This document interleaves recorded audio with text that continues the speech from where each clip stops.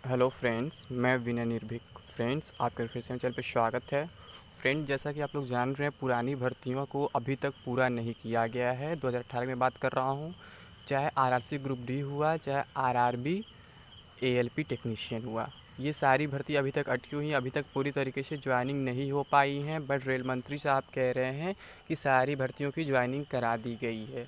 ये लोग झूठ पे झूठ बोलते जा रहे हैं और इन्हें सच से कोई मतलब नहीं रह गया। वही मैं दिखाने आया हूँ कि ये क्या बोल रहे हैं और कैंडिडेट्स इनके पे पोस्ट पे या ट्वीट पे क्या रिप्लाई कर रहे हैं। आप खुद सच देख लेंगे सामने। कुछ सच को भी मैं नहीं लाया हूँ क्योंकि एक ही पोस्ट ज़्यादा डिटेल हो जाएगा, नहीं फ़ायदा। मैं चाहता हूँ सारी बातों को एक साथ रख लूँ, तो थोड़ी थोड़ी बातें करूँगा।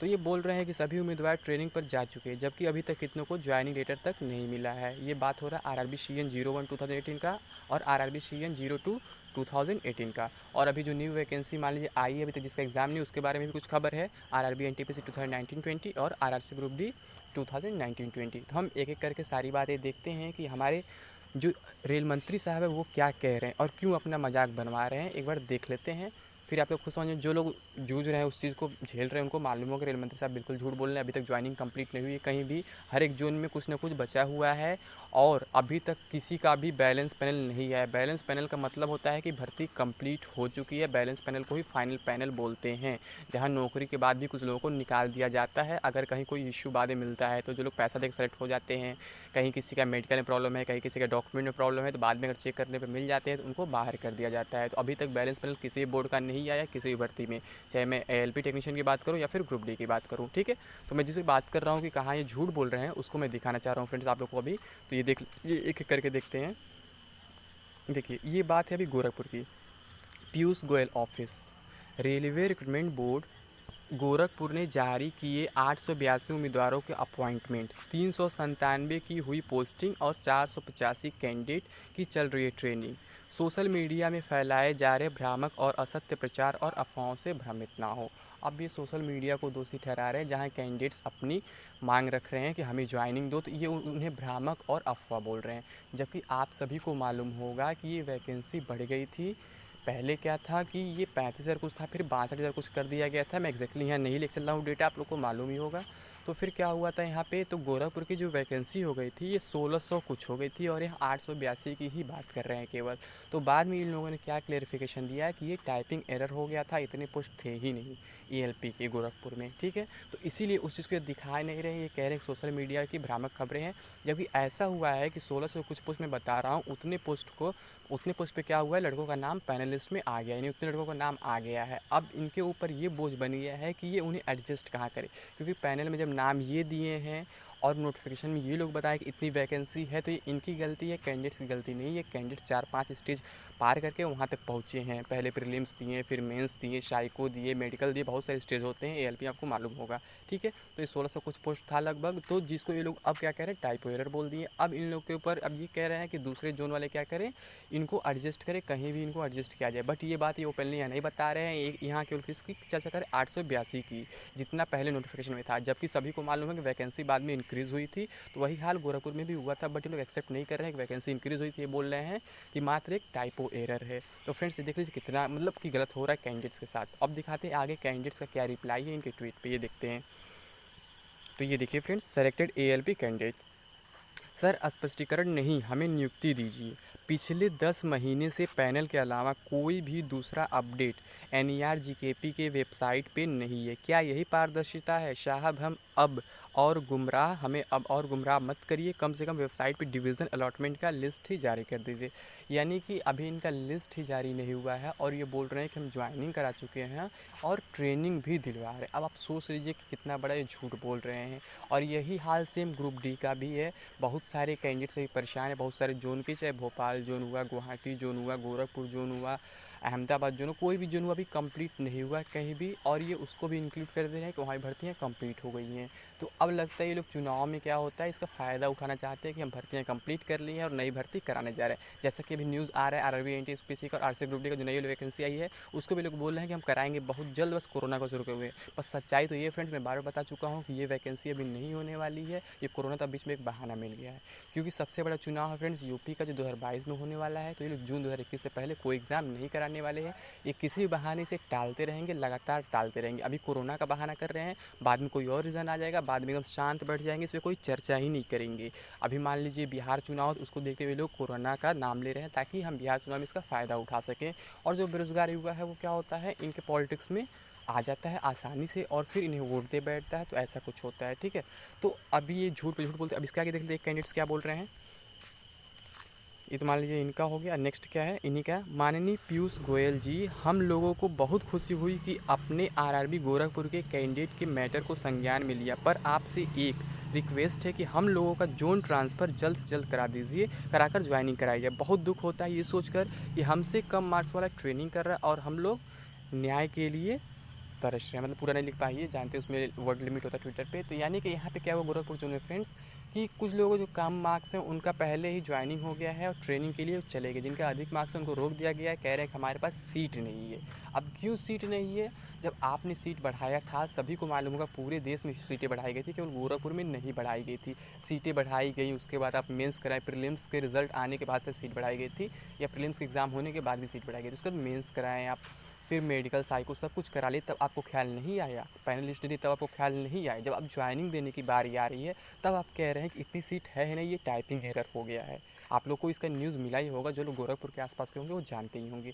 तो इतनी बड़ी गलतफहमी कैसे हो सकती है, वो भी एक सेंट्रल गवर्नमेंट के एक डिपार्टमेंट में। सोचने वाली बात है कि इतना बड़ा टाइपिंग एरर कैसे हो सकता है जो साल भर तक छिपा रहा है। अब जब ज्वाइनिंग देने की बारी आ रही है, हमारे पास सीट ही नहीं, जब कैंडिडेट्स धरना दे रहे हैं, कैंडिडेट्स लगातार धरना दिए जनवरी फरवरी महीना में, फिर मार्च के बाद क्या हुआ, लॉकडाउन लग गया है, तो वहाँ फिर प्रॉब्लम खड़ा हो गया है, तो फिर अभी धरना नहीं दे पा रहे हैं और फिर से अब फ्यूचर में धरना देने जा रहे हैं, क्योंकि अब वो परेशान हो चुके हैं, लॉकडाउन हट चुका है।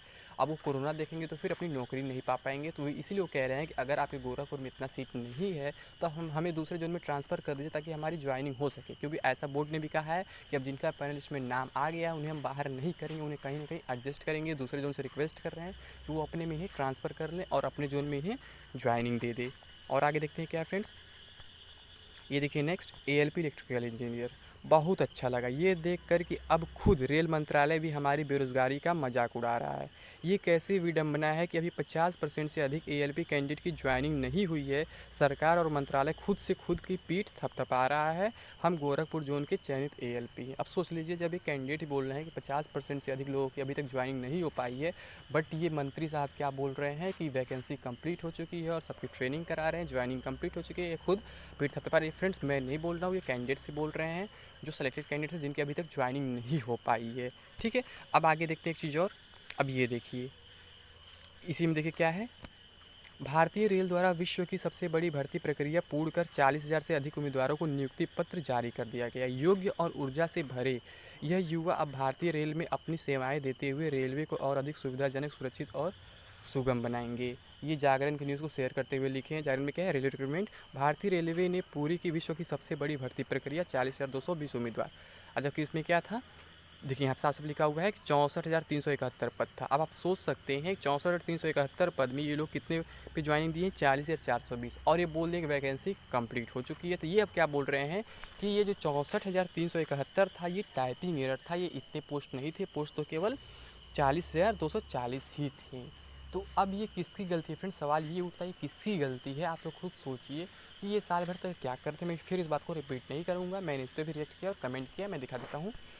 ठीक है, तो मैंने क्या कमेंट किया हो, अभी क्यों इतना फेंकते हो, अभी बहुत से उम्मीदवार ज्वाइनिंग के लिए भटक रहे हैं। फ्रेंड्स, मैं अपने भाषा के लिए सॉरी चाहता हूँ, सॉरी बोलता हूँ, बट फ्रेंड्स मैं परेशान हो चुका हूँ क्योंकि कैंडिडेट बार बार मेरे यूट्यूब चैनल पे कमेंट करते हैं, फेसबुक पे कमेंट करते हैं कि वो पूछते हैं कि हमारी ज्वाइनिंग कब होगी, ज्वाइनिंग क्यों नहीं हो रही है। तो ये सब देख के बहुत दुख होता है, इसलिए मुझे ऐसा वर्ड इस्तेमाल करना पड़ा है। ठीक, अब मेरे नीचे देखिए क्या है, मेरे कमेंट के नीचे एक व्यक्ति ने कमेंट किया, क्या निशांत गुप्ता जी ने कमेंट किया है, मतलब फेंकने में तो आप प्रधानमंत्री को भी दाब दिए। 1 साल से ज़्यादा हो गया है पर अभी तक निर्णय नहीं लिया गया है कि ग्रुप डी और एनटीपीसी की परीक्षा कौन सी कंपनी लेगी। अब आप ही अंदाज़ा लगाइए कि इस भर्ती प्रक्रिया को पूर्ण होने में कितना समय लगेगा। मतलब चमड़ा का मुँह है, जो मन किया वो बोल दिया हद है। लेकिन ठीक है, इतना डिटेल नहीं बोलना चाहिए, ये गलत वर्ड है। तो फ्रेंड्स, यहाँ पे आरआरबी, एनटीपीसी और आरसी ग्रुप डी का भी मतलब चक्कर है। तो आप लोग को मालूम होगा कि ये वैकेंसी में बार बार रिपीट कर रहा हूँ कि नहीं होगी, अभी नहीं होगी, अभी नहीं होगी। ये लोग प्राइवेटाइजेशन की ओर बढ़ावा दे रहे हैं और ये लोग बार बार झूठ बोल रहे हैं कि वैकेंसी होने वाली है, बस कोरोना की वजह से फंस गई है। तो फ्रेंड्स, मैं आप लोगों को कहूँगा, आप लोग गुमराह मत होइए। जो वैकेंसी चल रही हैं अभी उनको भी कंप्लीट होने में टाइम लगेगा, क्योंकि वो लोग ऑलरेडी बोल चुके हैं ऑफिशियल नोटिफिकेशन में कोई वैकेंसी 3 साल के लिए होती है। जब 18 में वैकेंसी आई थी तो 2021 तक कंप्लीट करना हमारा काम है। उस नोटिस को मैं यहाँ नहीं दिखा पा रहा हूँ, ठीक है, मैं नहीं लिया हूँ अभी यहाँ पे, लेकिन यहाँ पे ऑफिशियल नोटिस में लिखा हुआ था कोई भर्ती हम 3 साल के लिए कराते हैं, 3 साल के पद के हिसाब से काम करते हैं। तो जो भी लोग अभी जो पैनल लिस्ट में जिनका नाम आ गया, जिनको ज्वाइनिंग हम नहीं दे पा रहे, उनको भी हमारा एडजस्ट करना काम है, क्योंकि हम 3 साल लेके चलते हैं, 3 साल में हम कहीं उनको एडजस्ट कर देंगे। 2021 अभी खत्म नहीं हुआ, अभी 2020 चल रहा है, तो अभी हम नहीं कह सकते कि हम भर्ती नहीं दी, अभी आप लोग हमारे ऊपर ब्लेम नहीं कर सकते हैं, हमें दोषारोपित नहीं कर सकते हैं। तो वो लोग बोल रहे हैं कि कहीं भी हम करेंगे 3 साल में आपकी ज्वाइनिंग करा देंगे, ठीक है। तो ये इतना मैटर था फ्रेंड्स। अब ऐसे ग्रुप डी की बात करें, स्पेशली गुवाहाटी जो कैंडिडेट्स हमसे ज़्यादा अटैच हैं, ठीक है, तो हम ये बात करते हैं कि गुवाहाटी जोन में की ज्वाइनिंग वगैरह क्या होगी।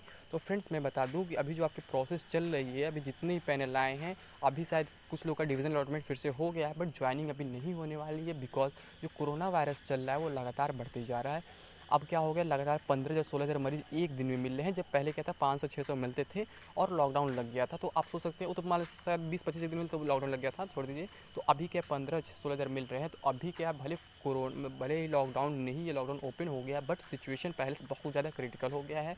तो अभी कोई चांस नहीं आपकी ज्वाइनिंग होगी, केवल ऑफिशियल वर्क अंदर अंदर होते रह रहे हैं। हो सकता है कुछ और लोग का डिवीजन अलॉटमेंट हो जाए, जैसे मैं पहले बोला था, लेकिन ज्वाइनिंग अभी नहीं हो पाएगी। मैं पहले बोला था कि ज्वाइनिंग अगस्त तक हो सकती है, बट अब मैं डेट इसको और आगे बढ़ा रहा हूँ, क्योंकि इसका जो कंडीशन है कंट्रोल में नहीं आ रहा और बढ़ते जा रहा है। तो आपकी जो ज्वाइनिंग प्रोसेस है वो अक्टूबर के बाद अब स्टार्ट हो सकती है, क्योंकि अब अगस्त में कहीं से भी कंट्रोलिंग होना दिख नहीं रहा है, क्योंकि सिचुएशन अब कंट्रोल से बाहर जा चुका है। अब अक्टूबर तक कम से कम मान के चलते हैं। यहाँ तक कि यूपीएससी और यूपीपीएससी वगैरह ने भी बोल चुका है कि अक्टूबर से पहले कोई एग्ज़ाम नहीं हो पाएगा। तो मैं आप लोग से यही कहूँगा कि अक्टूबर से पहले आप लोग कोई उम्मीद ना लगाएं, चाहे आप नया पैनलिस्ट का वेट कर रहे हैं, या फिर ज्वाइनिंग लेटर का वेट कर रहे हैं, या फिर अपने मेडिकल लिस्ट का वेट कर रहे हैं। तो कुछ भी काम आपका जो भी है वो अक्टूबर से पहले नहीं होने वाला है। जो मैं अगस्त बोल रहा था सिचुएशन के अकॉर्डिंग तब के बोल रहा था, आपकी सिचुएशन और ख़राब हो चुकी है, जो मुझे उम्मीद नहीं था। मुझे लगा था इस पर कंट्रोल कर लिया जाएगा, बस कंट्रोल करने की वजह क्या हुआ यहाँ पे, और इस सिचुएशन को बढ़ा दिया गया है, ठीक है। तो अब आप लोग अक्टूबर से पहले कोई उम्मीद ना लगाएं। तो फ्रेंड्स आज के लिए बस इतना अपडेट था। अगर ये वीडियो पसंद आए तो इसे लाइक करें, कमेंट करें, अधिक से शेयर करें, और अगर अभी तक आपने चैनल सब्सक्राइब जरूर कर ले। इसके साथ साथ बेल आइकन बटन दबाना ना भूलें, ताकि लगातार नोटिफिकेशन मिलता रहे और आप मेरा वीडियो सबसे पहले देख सकें। Thank you friends.